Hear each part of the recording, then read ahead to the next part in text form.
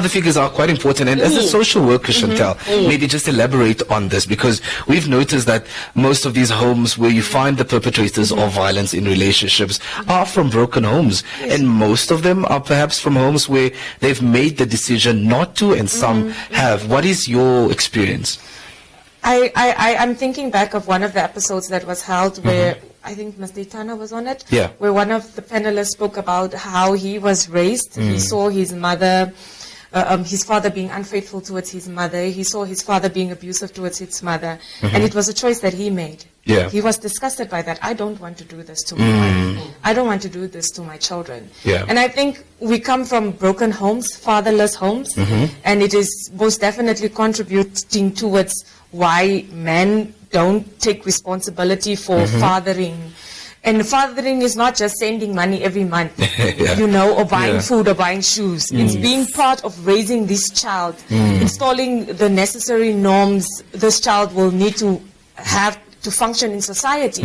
So it's important for a father to be an active role player in raising this child, in order for this child not to feel the gap that, okay, I don't know how to be a man. I've never seen anybody do it. A boy should then learn, or a man should then learn from another man. I am a mother. I'm a woman. I cannot teach you how to be a man.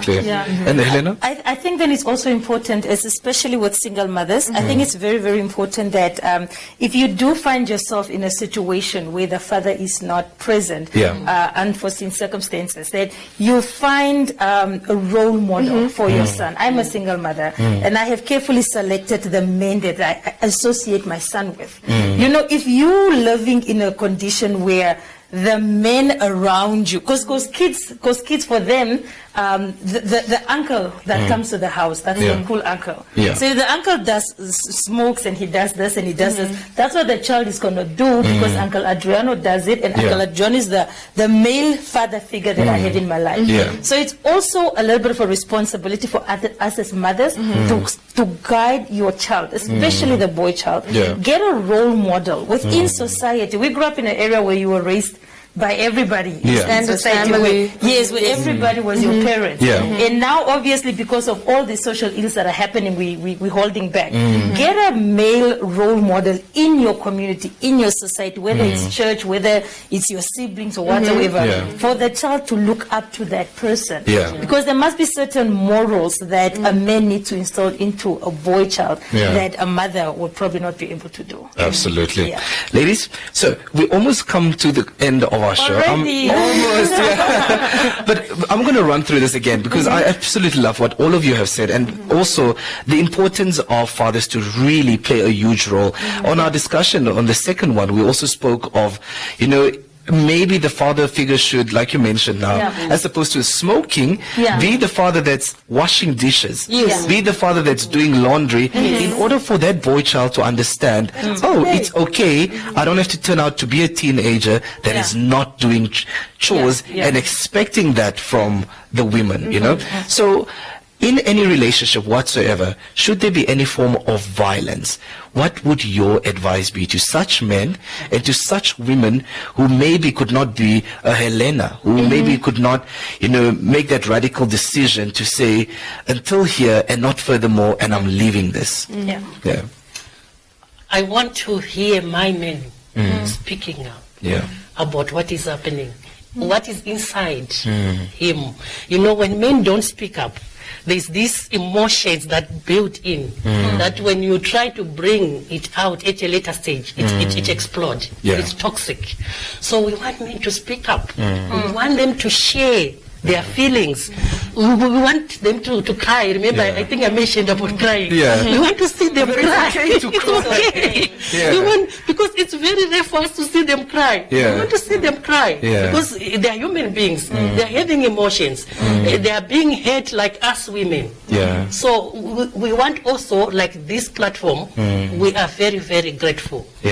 This is the beginning. I hope this is not the end. Absolutely not. Yes. Absolutely. Because we want to push more of these discussions. Keep to be educated. Us women want to be educated as well. It's not like us women complaining and being educated. We want to see men also being educated and also being on the forefront of fighting gender-based violence, or maybe curbing, I can say, gender-based violence. Absolutely. So that our families, our friends, our relatives can come together and work on the same cause. Absolutely. On how can we be a better nation. Absolutely. Thank you so much for that. Helena? I think in a when you're getting into a relationship, especially ladies, we're very vulnerable. There are a lot of red flags. Sometimes they are waving right in front of you, but you want to ignore them. And these red flags accumulate to violence at some point. There are red flags if a person is very jealous, for example. She mentioned something of entitlement, where the person has a sense of entitlement. So there are a lot of red flags that this person might have that you need to deal with at an earlier stage of your relationship. If you leave this to a later stage, it's going to be too late for you, and it's also going to be too hard for you. So I think that also our men, it's okay to speak up, and it's okay to just be a man and just talk to me. It's okay. You don't have to be this macho guy around your guys and all of this. It's okay to just be human. Like it's literally okay to just be human. Helena, I'm going to quickly, before in conclusion, I want to just touch base on, I think, and I'm placing myself in a position where violence occurs in a house, and especially maybe if you could just touch on the basics of, with your violence, where you're a survivor of it, what was that change? Because what was that change that drove you to say, not anymore? What was that thing that ticked you to say, could it be the fact that you landed in hospital? But obviously you also saw the red flags. Yes. What is it that women stay, but then also realize that this is not for me anymore? I think, like I said in the beginning, is that we're hoping that this person will change. We're hoping that this person will be better. And I think for me, it just came to a point where this person is not going to change. This person is not changing. And I have a son, and when I was in hospital, I remember one of my uncles coming to me and he said, like, you know what? We're not even going to advise you to leave this person anymore. But if you look at your son, next time you land in hospital, you'll probably not see that child again. And for me, that was it. For me, that was it, that I'm actually endangering myself so much, and I'm forgetting that I have a responsibility to other people.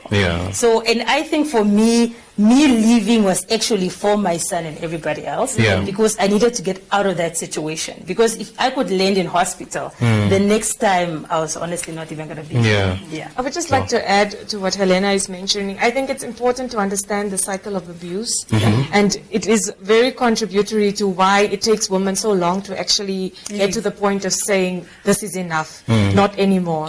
Once you look at the cycle, it starts with the honeymoon phase, everything is fine, and during this phase the tension built up. Maybe the pot was not closed the way he wanted to be closed, or you walked away while he spoke to you, and the tension is building up, and then it's the tension stage, he hits you. You go back into the whole honeymoon phase, and everything is fine again, we are happy. So as she has mentioned, is that hope of saying, but things are going to go back to how it was before. So let me continue trying. He's sorry, I know he didn't mean it. And that is a very contributing factor to why women still stay, or why men still stay, and why it takes something really big for them to snap out and be like, but no. Not anymore. And maybe that trying, does that trying then also adds towards the men? Are the men also in a position to say, you know what, I'm the abuser, I've abused my woman, but I want to still try? Is me coming back to say, okay, since you've forgiven me, okay, what do you think goes through his mind? I think until somebody has seek professional help, they're not going to change. Because what happens is they see what they have done is wrong, and they get into a shock mode, and baby, I'm never going to do this. Yo, how did I even beat you? You are so beautiful. Why will I beat you? And then you go through that for like a good 3 months, and then the person gets back to it. But the reason why they bounce back is because this was never dealt with. The elephant in the room. The elephant in the room was never dealt with. You just cover it up with pretty roses. And the longer the abuse, the shorter the honeymoon phase gets. The shorter it gets. So at first it would take him 3 months. Later it will take him 2 days. We'll fight today, tomorrow we'll fight again.